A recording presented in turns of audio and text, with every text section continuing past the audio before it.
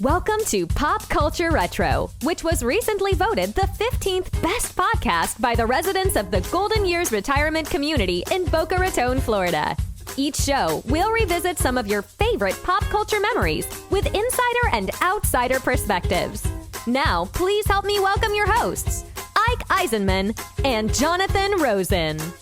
Hello, and welcome to the Pop Culture Retro podcast.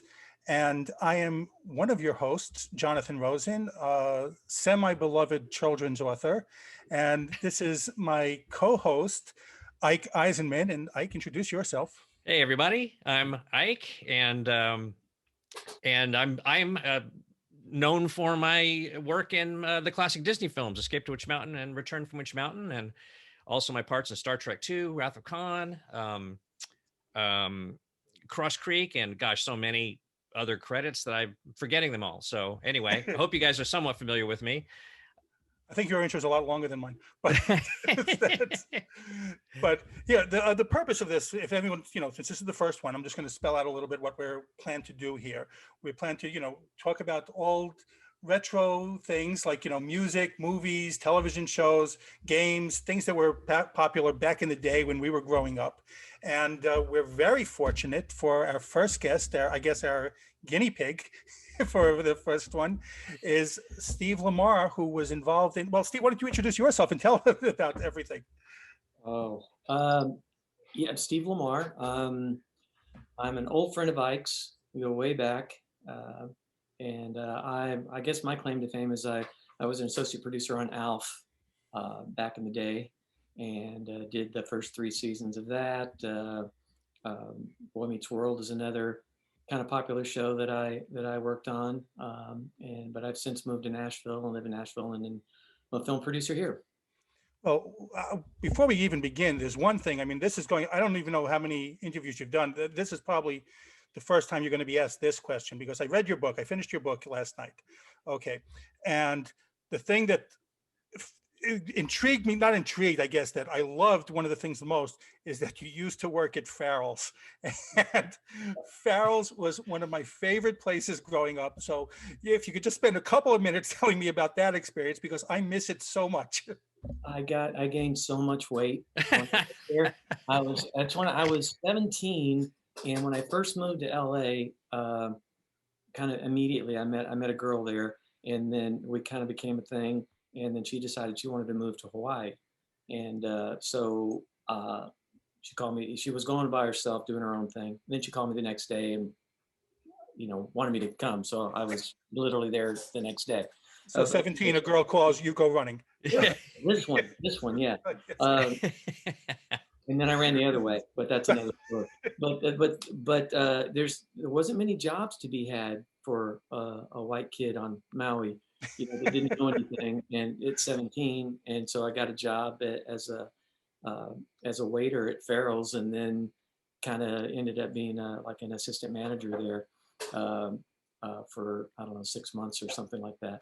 But yeah, the Pig's Trough, if you remember the Pig's Trough? Oh my gosh, I remember. I was trying to remember what the big dish was that they brought out and made didn't all you guys have to come out and sing or something like that? Yeah. So, yeah, that was. Well, if you don't know Farrell's, I mean, for people who don't know Farrell's, like you describe like an old-timey ice cream store, right? Ice cream parlor. Yeah, the parlor. Yes, because they were in Los Angeles too, I believe. They were all over, for a while. Yeah, because when I was a kid, we used to go to fairly regularly. In Florida. I miss it. I think there are only like 1 or 2 left now, if I'm not mistaken. Or one left somewhere. It's the last time I checked. Right. It's probably, died a COVID death by now. Sure. Well, let's go. How did you two meet? Well, Steve and I met through a friend of mine, an actor friend of mine, Kevin Major Howard, who's known for his role as a combat photographer in Full Metal Jacket.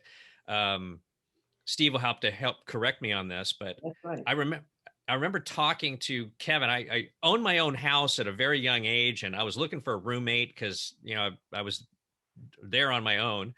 And I mentioned it to Kevin, and he said, I know a guy moved out from Texas not too long ago, and he's looking for a place. Or I think, Steve, you might have been in an apartment. You were looking for somewhere else to live. I'm not sure what that was, but anyway, we ended up becoming roommates. And at the time, Steve, I don't remember how long he'd been in Los Angeles, but I believe you worked as a handyman, didn't you?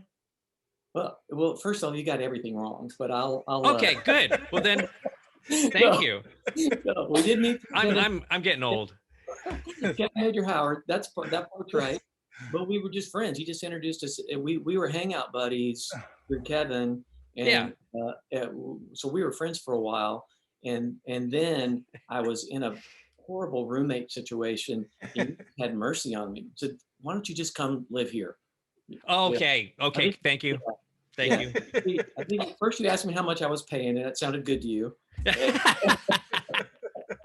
Took care of the business first. And, right. Yeah. And then that's when I moved in with you. And by then I was already working as a production assistant. But when we first met, I was still working in construction. Yeah, I thought so. How did you meet Kevin? I really don't remember, but it seems like maybe it was either at a party or at a bar or something. I think it was maybe out at a bar. But yeah, gotcha. Yeah, when you have him as your next guest. Actually, I've thought about that. That'd be a great idea. He's quite a dynamic guy.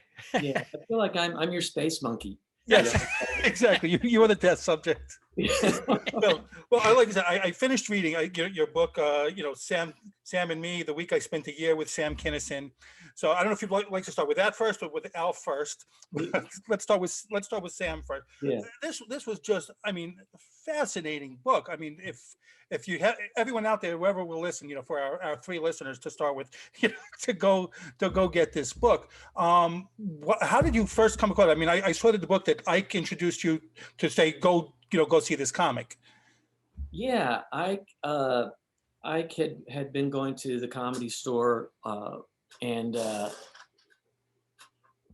saw Sam and told all of us, us group of friends that hung out together, telling us about Sam. And he was great. He was really funny, and we had to come see him. There's nothing like him. Yeah. Okay. Finally, I did. I went to see him, and like I said in the book, it's like at first it's like he was too much. It's just too much. It's like I wasn't quite ready for it. And then until after meeting him, afterwards, because when we left the first time I was there, he recognized Ike and said hello to Ike and said hello to me. This was outside on the sidewalk after when the place was closing down, 2:00 in the morning or whatever. And that's when I realized, oh, okay, that's an act up on stage. He's really not completely crazy. And he was really nice, just a really nice guy, very personable. But that was you had seen him, right? You'd seen him many times before then. Yeah, I had, because I used to go to the Comedy Store frequently. And there's one of those things about show business that I love is when you meet or see new talent that without a shadow of a doubt is going to be huge in some way, shape, or form. It's always somehow incredibly obvious from the very beginning.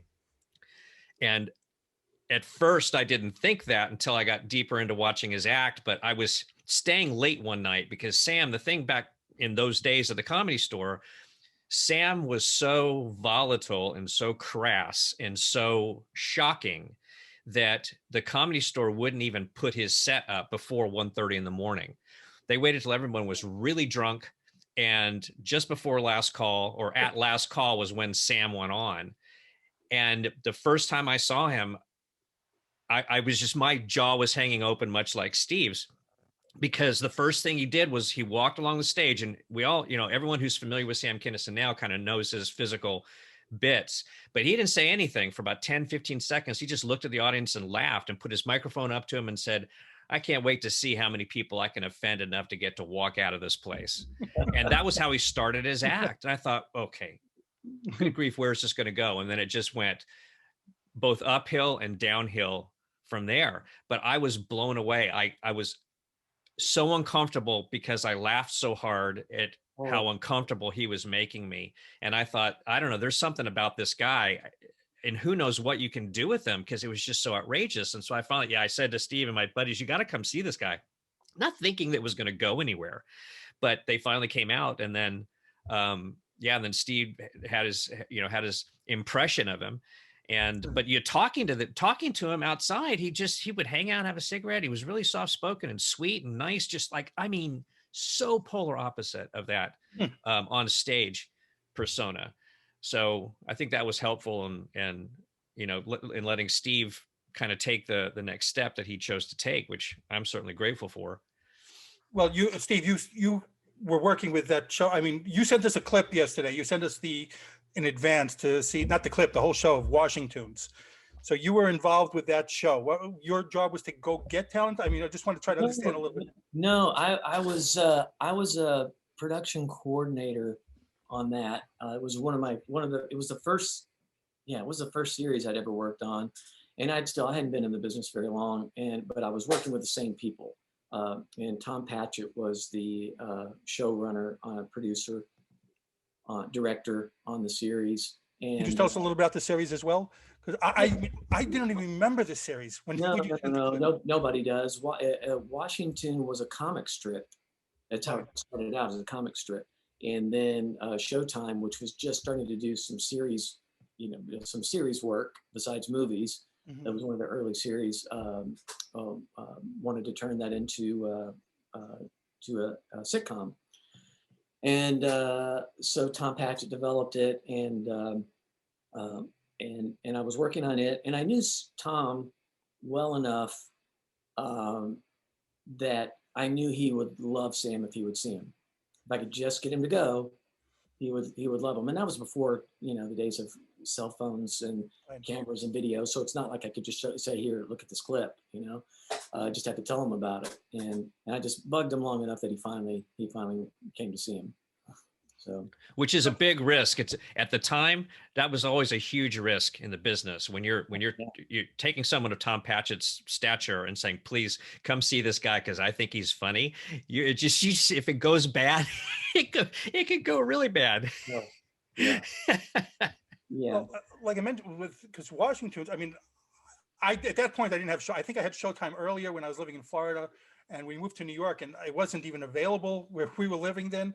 Because I remember the show Bizarre. I don't know if you remember that, with John Biner on Showtime, but I think that was beforehand or before Washington's. So I didn't remember the show, but you had some really big names in there. Some like some really big actors. Yeah, Christina Applegate was a child actor. She was, I think, maybe 12 at the time, and that was her first series gig, I think, and she was fantastic. I'm sure there's other names. It's like I didn't really think about that, but yeah, there's other people that came through the series that was kind of cool for me to get to see, because I'm still not too fresh out of Texas, little town Texas. So this was still kind of big time for me. It was a lot of fun. So can you tell us a little bit about your experience of, when you first started getting Sam? I think, and it's in the book, but, just for people listening. Yeah, well, first of all, then finally, Tom said he wanted to come see him. And not only did he come, but he brought the executive producer, and I think another one of the writers, the star of the show, Tom Calloway, and all their wives, which was a huge mistake. Oh my gosh. Okay, I forgot that. And that was, oh man. Like, when the wives showed up, I was like, oh my, this is going to be interesting. But anyway, so Sam, and the tough part was there was no way I could get those guys there at 1:30 in the morning. So I had, I told Sam what I was doing, and then he brought me in to meet somebody in management. It wasn't Mitzi, but it was somebody, and I don't remember. To making sure that I was for real. And yeah, I'm getting these guys from this show on Showtime, the executive producer, the writer, blah, blah, blah. They're coming. They want to see Sam. So he was able to get on it. I don't know, maybe it was 9 o'clock or 9:30 or something like that, which was very unusual, but he did not hold back. He didn't hold back. And the great thing, the guys were on the floor, instantly from the moment he walked up and opened his mouth. And but and the wives were just kind of, just taking it, So, but it was, yeah. And literally the next day, Tom said, I'm going to write an episode for him. I've got an idea. I'm going to write an episode for him. And that was Sam's first acting gig. So, I mean, but you had a lot of trouble before that happened. I mean, with getting him. No, well, with the trouble came on the first day on the table read. He got the episode. Everything was squared away. He was very excited. This was a really big deal for him, and it was a big deal for me because I became very popular at the Comedy Store after that. And Sam was great too, because Sam would introduce me to everybody. This is Steve Lamar. You got me the gig on Washington, the Showtime series. So you must have had every comic buying you drinks. Right. Yeah, the first day, the table read, he doesn't show up. He's not there.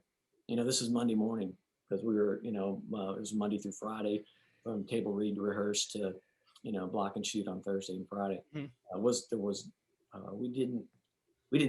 no live audience on this. So yeah, at table read, everybody's kind of looking around at me, 15 minutes, 30 minutes, 45 minutes, Steve, where's your guy? Where's your buddy? And I was terrified. I thought it was just the worst feeling in the world. And so I'm trying to call him, no answer. So I finally, he had an apartment in Hollywood, and I went to his apartment and knock on the door, and this little wakey girl answers the door, but she wouldn't let me in. She's like barely got the door open. And when I peek through and I can see Sam, I can see through to the living room, and I can see Sam naked. Oh my gosh. Well. on the floor. Actually, I think he was belly up. He was belly up on the floor. And so I kind of just pushed my way in, and I tried to rouse him up, and it wasn't happening. Couldn't get him. How much were you panicking at this time? Oh, I was definitely panic attack time, because I knew I had to go back. So I went back, drove back to the studio, and went into Tom's office, and the executive producer, Ken Kaufman, they were both in there together, kind of with their arms crossed. And I said, he had some kind of a bender last night, and he's passed out. He's not coming. And oh my gosh, I would just suggest recasting. And and Tom was like, no, we'll give him until tomorrow, but get him here tomorrow. Wow. I was like, okay. And that's kind of how it started. So it was tough, but then, then I was with him that night, Tom basically kind of gave me the instructions that I needed to take care of him, keep an eye. You were on babysitting duty. Babysit him, for the rest of the week, and make sure I got him there, and that he didn't stay out too late, just keeping an eye on him. And but yeah, the very next, so I was at the Comedy Store that night, and then got him home fairly early. And then the next day he showed up, and just like nothing had ever happened. He was, full energy, top of the world, and ready to go. And he was, it was great. So yeah, I don't know if any of you guys remember my favorite year, the Peter O'Toole. Oh yes, yes. Yeah, I had my favorite week. It was reminiscent of that movie. Well, I remember one day, and I know he was on his game when you finally got him there, and I'm not sure which day of the week this happened, but Steve ended up calling me because he needed someone to actually keep an eye on Sam, not just make sure he got to the studio. And I showed up thinking, man, what in the heck is going on? Because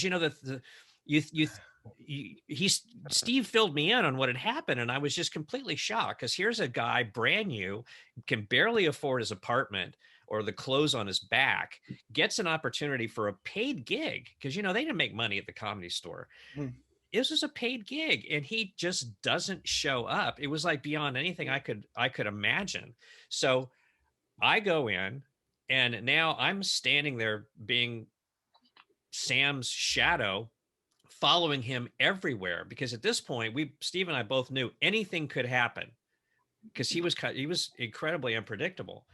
And I don't remember a lot about the day, but I do remember one moment where my panic set in, where I had my near whatever experience, because all of a sudden Sam starts exiting the building, and where they were shooting this show was a warehouse. I think it was in Culver City somewhere. It wasn't in an actual formal studio. This was a time when like production kind of was breaking out all over the place, and they needed less expensive facilities to work in. So this warehouse was converted into their stages and production offices and all of that. So Sam grabs a cup of coffee, turns to me, and he says, "Come on with me, follow me." And I said, "Okay." So we're walking through the building. I see him heading towards the exit. I see exit. I'm thinking, where on earth are we going? I mean, he can't go anywhere because he didn't have a car. I don't think he had a car. Maybe he had a car. Anyway, I was worried if he had a car as transportation, he was going to take off. So we go outside into the parking lot, and we just stand there. And he's looking around. He smokes a cigarette. He's looking around. And I finally said, "Sam, what's up? What are we doing?" He said, "I'm just waiting for the Candyman." And I said, "What?" And he said, "Yeah, Candyman's coming. Got to meet him out here." And it took me a second, because despite my experience in the business, I had to think and process this phrase. And then this old station wagon pulled up with this grungy guy, and Sam leans into the passenger window, reaches into his pocket, takes something out, hands it to him, reaches with his other hand, grabs a paper bag. The car drives away, and Sam says, "I'm all good to go. Let's go inside." And I just didn't know what to do at that point. I don't even remember, Steve, if I told you what had happened. I didn't know if I should protect you from what had happened, but clearly he had done a drug deal and was taking his candy back to his dressing room, because by that time, he already had a cocaine problem and a serious alcohol problem. So, that was kind of the beginning of it all. It fueled a lot of the craziness, but that was the year I spent a day with Sam Kinison, if I was going to write my version of the story. Well, yeah, what triggered the memory for me for that is the paper bag. Yeah. I remember the paper bag. It's like, oh yeah, the paper bag. Yeah. Really, that's what I remember, and I don't remember which day it was during the week either. I think it was. It might have been a couple days in, because you couldn't quite keep one eye on him or assign him to anyone else, because I mean, I had a job to do still during the day, which was not always being able to keep an eye on him. Yeah. And yeah. So, I was on night patrol for sure the whole time. But yeah. So thank you. If I never thanked you for that. Oh.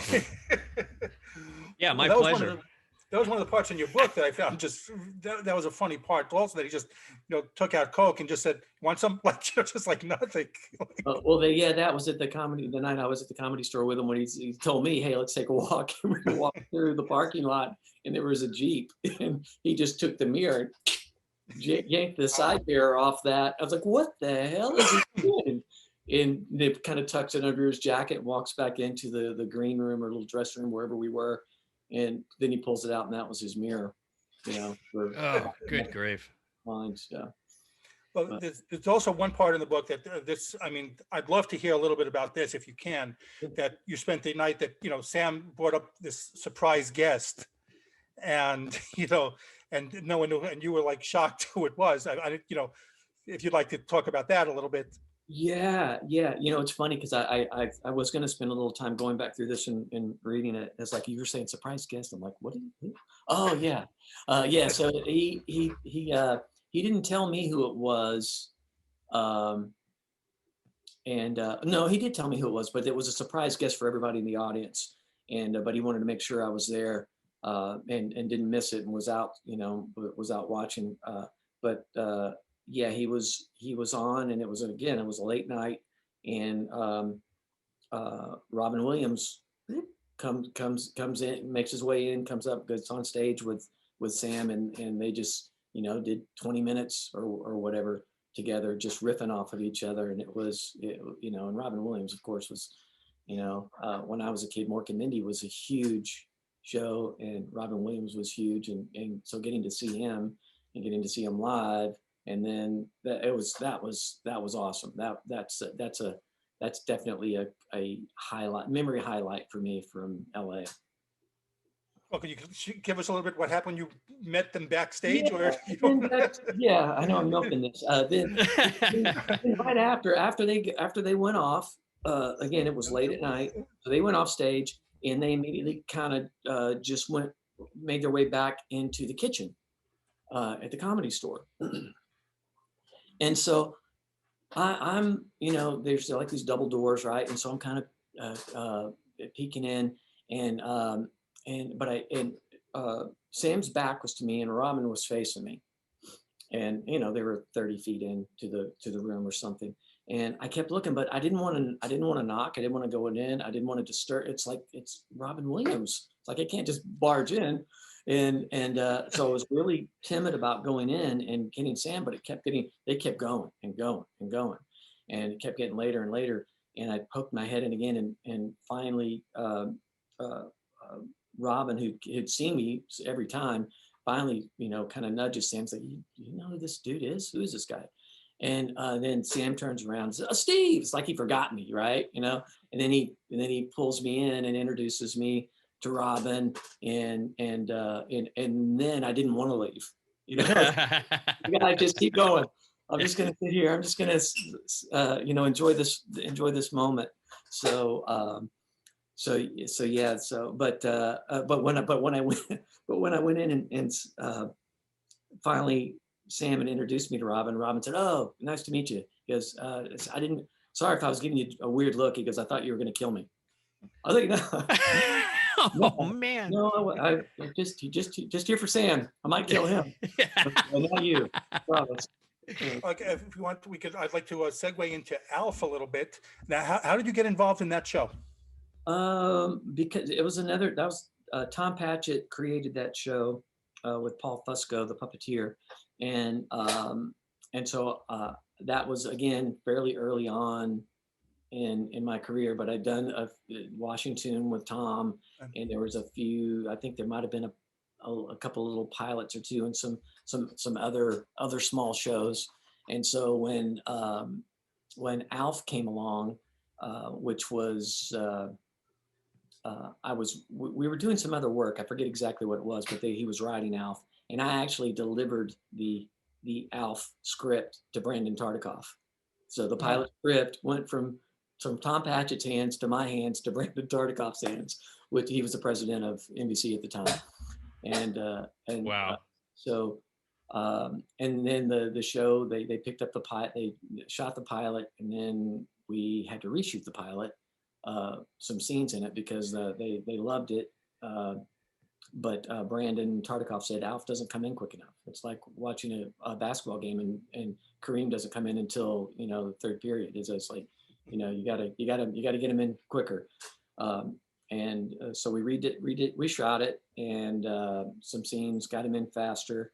And then the main reason that ALF got picked up, and I'm sure this is written somewhere, but the main reason that ALF got picked up is because Brandon Tartikoff's daughter, who was probably 4 or 5 at the time, loved it.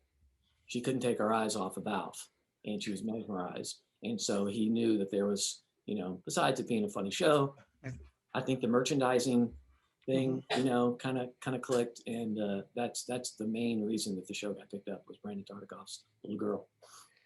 It's so crazy, because that stuff happens all the time, and we look back on these shows. Obviously, the older they are, the more well known that they are, and think they just existed. They just came. You just open a box and there's the show. It's that simple. It just happens.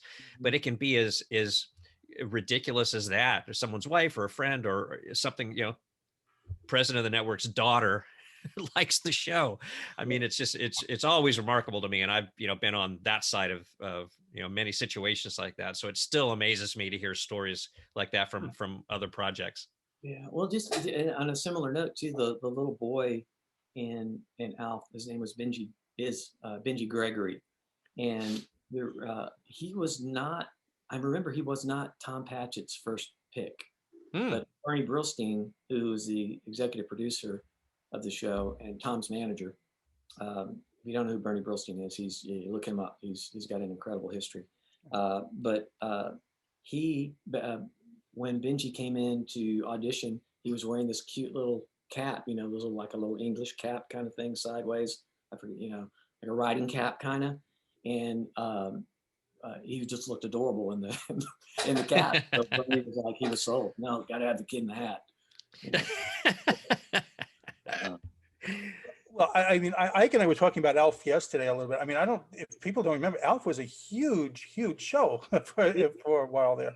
Yeah, it was a big hit, and you know what's funny too, and Ike, I don't know if you know this, but ALF, it was huge in Germany. That was his biggest market, foreign market was Germany. He was a huge celebrity. The show was huge there. They did a wrap up 2-hour TV movie, Right. Which. Well, anyway, they. I was going to ask you about that later, but it released as theatrically in Germany. Oh my gosh! So, yeah. No, I had no idea. Foreign markets are another thing that's just that's just it. They are foreign markets. It's like David Hasselhoff in Germany, you know, being a bigger star there than anywhere else in the world. Right. Yeah. I mean, he's practically the country's, you know, icon. Right. But yeah, that's. I mean, I watch the show fairly regularly, and you know, and always when you're in the industry, you read the trades and all the stuff that, you know, you hear about what's going on with the shows, and I remember how huge it was. I could not get over how bloody funny the ALF character really was, and I wanted to ask. You said that Tom created the show with Paul Fusco. Yeah. Fusco. Did Paul already have this ALF character that he? How did they come together, as you recall? The way that happened was Paul was living on the East Coast and doing some kid shows on public access or some PBS. So he was doing something locally, and one of the other puppeteers, his name has just escaped me, but he actually carved ALF. He carved the puppet and brought it out at a party or something, and he and Paul were working together. And Paul just puts the puppet on, and ALF was born. And he just starts using the voice and ripping on everybody in the room. And that's how the character started. And wow. I guess they just, everybody loved it so much. It was so funny that Paul decided to take it and run with it and do something with it.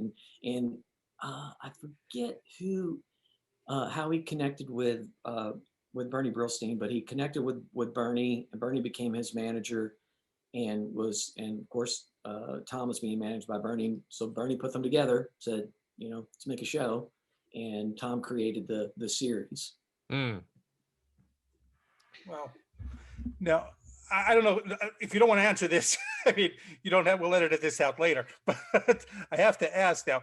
I mean, when you watch shows and movies, everything seems like so great and love that. Now, all I've read since then, and I don't know if this is true, is that the actors hated being on the show.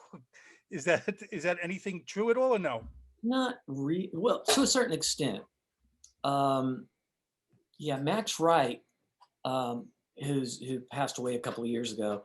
Max Wright it was a hard show to do, first of all. There was no live audience, and it was long. We rehearsed Monday, Tuesday, Wednesday, shot Thursday, Friday, block and shoot Thursday, Friday, and they were long days, and they were hard days because of the ALF. The stage was raised up 4 feet from the ground, and so then and the set was on top of that, and then because they had to cut trenches for ALF to move through. It's like a Sesame Street type deal. Right. Yeah, exactly. And so that made it difficult, and just all the physical stuff of shooting puppets with real people. It was just, it was a hard show to shoot. Max had worked with Tom before on a series called Buffalo Bill, and which is a great, if you ever get to go back and look at any of those shows, they're still great. Dabney Coleman was Dabney the Coleman's star. fantastic. Yeah.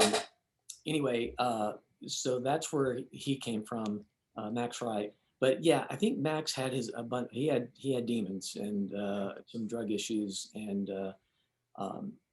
it came to a point where he was not, he just wasn't happy being there, and which made it tough. If somebody up high in the show is not happy, that trickles down. But we really, it was fun though. We did have a good time, and we hung out a lot together after the show. And but just like anything, it's like, yeah, you want a series, but then you get it, whether you're either working on the crew or you're a star. It's like, that thing sets in that makes you kind of want for something more and something different, I guess. But overall, it was fun. And Paul Fusco made it fun. A lot of the outtakes, a lot of the stuff between scenes were really funny stuff. Oh man, that would be worth a small fortune to have some of that material, wouldn't it? Actually, several years ago, we made every year we made outtake for the rap party, an outtake reel. Uh-huh. And all that stuff was in there, and it was fantastic. The best one out there, and it is out there, is Casey Kasem. You guys have heard that one, right? Oh my gosh, yes, I have. Oh, it's been a long time, but beautiful hearing Casey Kasem. And it's a slow burn and a slow build to him just exploding. Yeah, I mean, yeah. I have to look that up too. Cursing a blue streak in that voice, it's extraordinary. Yeah, you must, and so should our listeners, because it's worth it. I can hear Shaggy cursing. Oh yeah. Yep, absolutely. And what he's upset about is just beautiful. It's like he's mad because he's just come out of an up-tempo song, and he's doing a death dedication, because he would right. About a dog dying. It's beautiful. Yeah. I'm gonna have to hear this. So I know ALF. Getting back to ALF. I mean, that ended to me, I think, premature. I mean, just you ended on a cliffhanger. Well, yeah. Well, they almost did an ALF movie a few years ago, right after the first Smurf movie was a huge hit, and it was CGI and live action and CGI, right? And so when that was a huge hit, someone from that same company had got in touch with the ALF people and wanted to do a movie with ALF, basically the same kind of way. So, making ALF CGI, which would be a lot easier to do, and, a combination of CGI and puppetry. And so they were, scripts were written, and I actually read one of the scripts. It was actually really good. I say actually, like you wouldn't think it would be, but it was really good. And then between the time the script was written, the second Smurf movie came out. And it was a huge bomb. So then the ALF thing died with the second Smurf movie. But there's also been talk a couple of times, and I hope I'm not letting something out that I shouldn't, but just before COVID took over, before it hit, there was talk of this was a second talk of a reboot of ALF. And which you could easily do because ALF looks the same, right?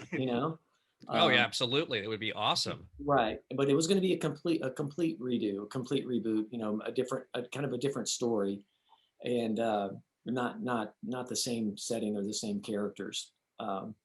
So that I was really excited about that because I was getting calls from the studio. This major studio that was going to do it, and they were asking me, all these questions. How'd you do this? How'd you do that? And giving them insight onto different things. And I was like, look, I'm happy to give you this information, but I want in. Absolutely, of course. You know, and they said, really, you'd be interested in coming back and doing so? I said, absolutely, yeah. So, and then literally 2 months later, COVID. So I mean, you're not letting anything out because it is online. That was one of the things I wanted to ask you. Okay, good. Is if because they were talking about a reboot. So is that dead now? Well, I just reached out to the studio.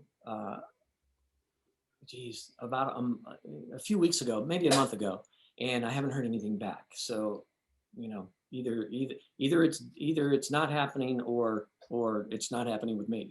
I'm not sure. Maybe both, But I haven't talked to Tom about it. I know Tom would be involved because he's he owns it. But I haven't bugged him about it. But I'm gonna be his birthday is next month. His birthday in actually in April, 2 months. So I'll be talking to him then, and I'll slip it in. Hey, what's going on? And his son is a writer also, and he was involved in the feature. I'm not sure if he didn't be involved in the series or not. I think maybe. He's a really funny guy, young man now. So I keep in touch with him as well. So I'll be hitting him up.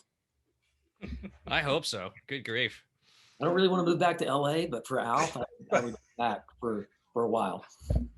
Well, now since you were involved, now I have to ask, what were the plans for the next season or season 5 if it hadn't been, because you made the face about the movie, the 1996 movie, which I think everyone had shared the same face that you made. So about that one.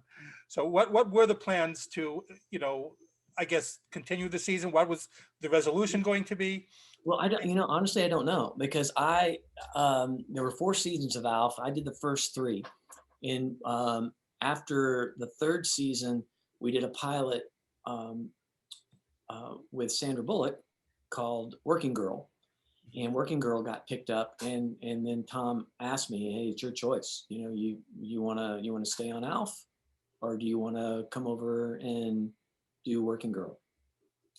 And Working Girl was shot on film. It was different, and had Sandra Bullock, who wasn't Sandra Bullock yet, but she still looked like Sandra Bullock. So I said, I'll go do Working Girl. And so we did a season of that. And so I was doing Working Girl first season when 4th season of ALF was being shot. So I was less in the loop at that point. I did watch Working Girl. It was a decent show. And I made a very, very, very good friend on that, Tony Quinn, who played the boyfriend of Sandra Bullock on that show. He and I we just instantly clicked. And Ike, you remember Tony? I know you guys met. Oh yeah, no, Tony's a great guy. And great guy, funny guy. Nobody makes me laugh like that guy. Yeah. And then so we did that, and then something very unusual happened. Then a few years later, actually the last series I worked on before I moved to Nashville was Boy Meets World, and Tony was on Boy Meets World. And so it's just I'd never worked with two series regulars on different series before, so that was a lot of fun, kind of getting to work with him again, because we got into so much trouble. I can well imagine. Yeah. Anything you want to share?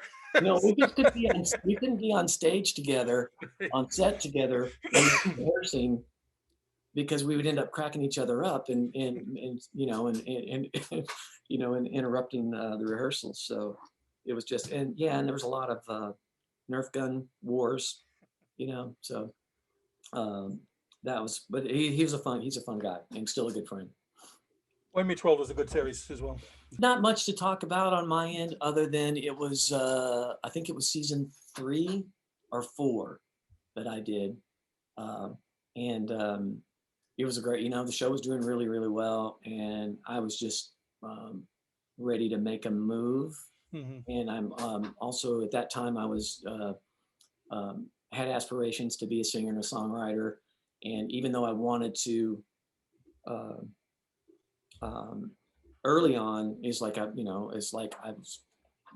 thought of myself as being kind of like a, pop rock, Bryan Adams, Richard Marx kind of a vibe thing. Every time anybody heard my music, they were like, "Oh, that's cool, man. It sounds a little country." It's like, no, I'm from Texas, but it's like, no, it's not, but really that's all I heard. And so finally gave into that, and we went to visit Nashville, and during a hiatus on when I was working on Boy Meets World, came out and said, okay, next hiatus, I'm going to come and I'm going to stay for 3 months. And then the more I thought about it, the more I was like, that 3 months ain't going to cut it. If I'm going to do it, I got to do it. And so, put my notice in, said I wasn't coming back for the next season. And when the season was over, I moved to Nashville. I've been here ever since.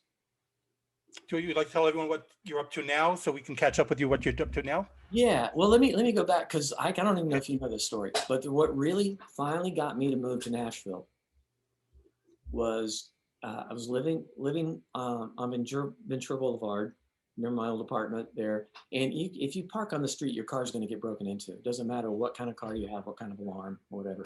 So I had my car was parked on the street. Somebody broke in, stole my stereo, and I had a case of cassettes. Right, they stole my cassettes. A couple of days later, I get a phone call, and in my cassettes was my demo. I had, a couple of my demos in there too, in case I see somebody on the street, I can pass them out. So, it's got my picture on it, it's got my phone number, and it's got the list of the songs on it. And these are my, what I thought was my pop rock songs, right?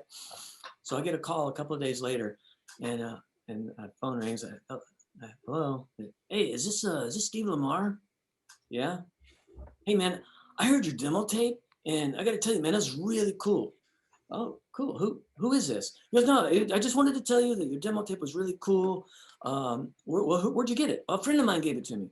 He goes, but it's really cool. It sounds a little country, but it's very cool. And I was like, oh, well, thanks, man. And he hung up. And then a couple of seconds, I was like, that's the son of a biscuit that broke into my car. And so like, even he thinks I'm country. And so I was like, I give up. I'm gonna go to Nashville. Oh, so, really, man, that's a Hollywood story for sure. You know what made that story great is if I actually had become successful. But I told somebody that I told an actor friend of that, and they said, you should write that story anyway. That could be a interesting story. Maybe one of these days. Oh, how crazy! That is just crazy. Yeah. So I'm in Nashville. I'm moved here in '96 and did nothing but music for 3 years, and met my wife here.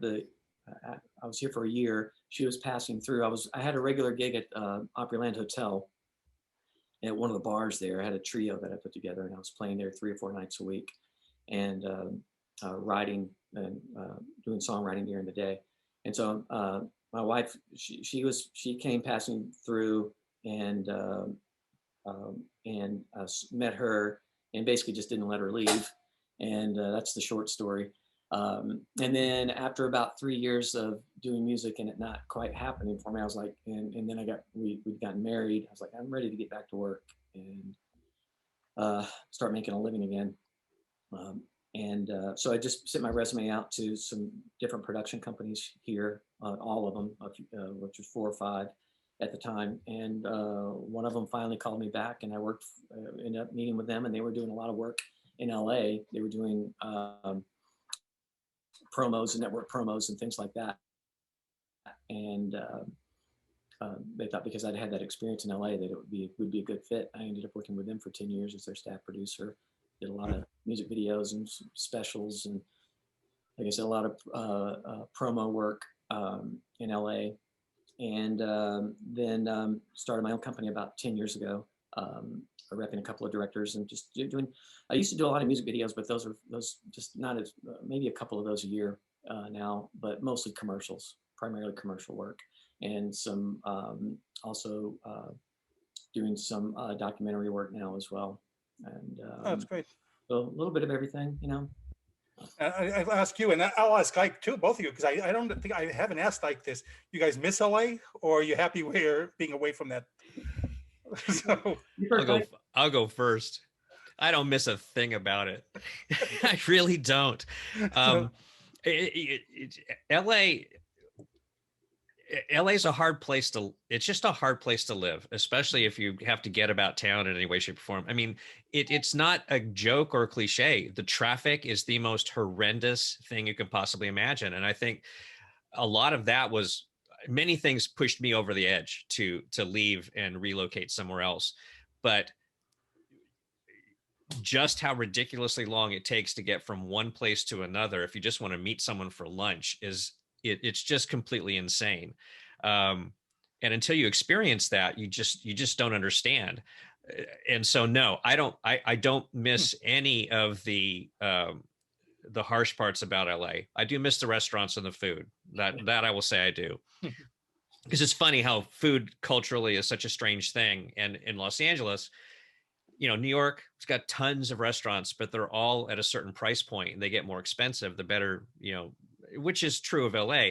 But there are so many mom and pop family owned restaurants that are incredibly reasonably priced. It's just some of the best food I've ever eaten anywhere. And I miss the convenience and the tastes of Los Angeles. I do miss that, but no, nothing else. I never looked back once I left it. And yeah. Well, for me, yeah, I'm pretty much right there with you. I still have friends there, so I miss those guys.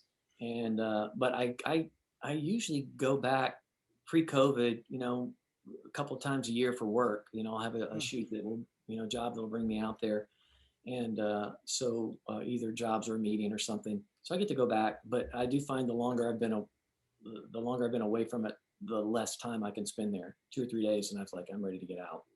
So. Yeah, that's about it. Because I think the last time I was there, my wife and I were there for about that long, and just going back to the traffic thing, she wanted to go to the beach, and of course I wanted to go to the beach. We went to Santa Monica, went to the pier, had a lovely time. Then we wanted to have a drink. We just wanted to have a drink in Beverly Hills, and for people who aren't from Los Angeles, that's only about 4 miles. It's not that far. It took us 90 minutes Oh my God. to travel the 4.5 miles in the traffic. And it was 2:30 in the afternoon. It wasn't like it was what you would consider peak after work travel time. It was just normal trying to get across town. And I just wanted to pull my hair out. And then she was trying to redirect us on side streets. I said, it doesn't work. That's what everybody does. If it's congested here, it's just as many people trying to get around it. Forget it. It was crazy. And I thought, man, no, I can't take it. Now I could have just about walked that, I think. Yeah. Oh yeah, pretty much. I mean, that was what was incredible. It's a good point. Very good point. So. I do like going back. I like going back to visit, but like get a couple of days and I'm good. I took my youngest son there for his when he turned 10. With each of my boys, we did a thing called the 10-year adventure, and they get to pick anywhere in the continental United States they want to go. And he picked Los Angeles. Well, we wanted Los Angeles and San Diego because he wanted to go to the zoo and SeaWorld. So we spent a week, between the two. He loved it. He had a great time. What did he want to see in Los Angeles? Because I think that's fantastic. I'm always curious about why people want to go there and what they want to see. Palm trees, Universal Studios, Oh, sure. The fact that I lived there, was kind of intriguing to him too. Yeah. And just did that. That was a lot of it right there. Yeah. Well, there's this whole one day. there is a whole romantic, idea about Los Angeles because of Hollywood and the music business and all of that, which does holds true. And I get the appeal for a lot of people, because there's all kinds of things that you can do that I know people become aware of, like shows that you can go see for free. They're constantly looking to fill audience seats for brand new shows that no one's ever heard of, sitcoms and things like that. So if you do hang around Grauman's or certain areas, you'll find people on the street saying, you want to see a show? Want to see a show? Want to see a show? And they give you tickets and you show up at, Gower Studios or CBS or wherever, and you get to see something brand new. So I know there's cool things like that can happen, in the business for people who don't know anything about it, and the other attractions. But I think many people I've met who visited there once came back and said, "No, I don't think I could ever live there. It was too spread. It was more spread out than I thought it was going to be, and it took forever to get anywhere." So, yeah, and you just hit on something that reminded me. One of the things that I miss the most, and I try to do it every time I go back, is see a movie, because the theater experience, going to Cinerama Dome, East Theater, that you can't get that anywhere else. That is absolutely the truth. The Cinerama Dome is an extraordinary experience, and these days I would be fascinated to see something there, because everything's acquired digitally now, and I'm sure the resolution's fine that you could fit that screen. But I remember seeing 2001: A Space Odyssey when it came out in the Cinerama Dome, and it's this dome-shaped building with a screen so big they had to curve it around the front, and it's an entire Cinerama. I don't know if it was super 70 millimeter, 70 millimeter. The aspect ratio of the projector is incredible, because the lenses are special so that it can make sure that what you're seeing up there is in sharp focus from corner to corner, and you really do feel like you are in the middle of a movie. It's the most immersive experience you could possibly have, next to something that's projected all around you. So that's a really good point. Yeah, that's what the town's known for. So one day I'll get out. I think we're out of time now. But Steve, I want to thank you so much for joining us and being our guinea pig, I guess, for the first one. And we'd love to have you back anytime that you want to come back. Okay. And for everyone, please go out and get a copy of Sam and Me, the week I spent the year with Sam Kinison. And Ike, any closing words? No, just thanks, buddy, for joining us. This was a blast, and I hope people found the Kinison story interesting, because it's very, very little known, and you will not find, you won't even find Sam Kinison's credit on IMDb on Washington. It's never mentioned that he actually did a job before he worked with Rodney Dangerfield. So it's kind of fun being able to share a insider Hollywood story like that, that led to great things for Sam and Steve, for that matter. So anyway, thanks, buddy. Yeah, and I'm sure we'll talk soon. And thank you, Jonathan, for reading the book. And it's a quick read. It's not it's no big words. quick read. And Jonathan, I really appreciate you reading it. And but some of my best work in the book, I think, is on the copyrights page. So if you didn't read the copyrights page, you should read that. Yeah, so. I'll read the copyrights. I have it on. I have it on the Kindle, so I was reading that. And you're right; it's a quick read. Because it's like there's not a lot of pages, and I was like, at the end, I wanted more. So nice, thank you. Sequel time. So, the next 25 years after. Right. Well, thank you again, Steve. And until next time, this has been Pop Culture Retro. Thank you for joining us. Thank you for listening to Pop Culture Retro, where no one was hurt during the making of this podcast.